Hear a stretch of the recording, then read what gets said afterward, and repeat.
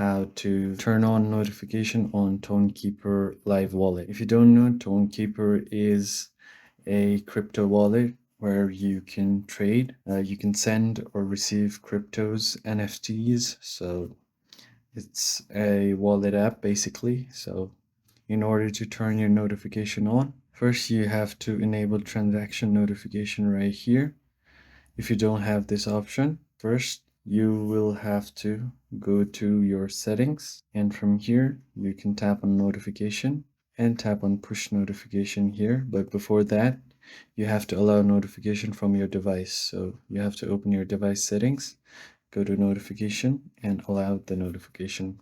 Once you do that, you can turn on this push notification and you will be notified when you receive ton tokens and NFTs. So you can also receive notifications from connected apps. So if you have connected this wallet to other apps, it will also send you a push notification. And that's how you can easily turn on notification on Tonkeeper.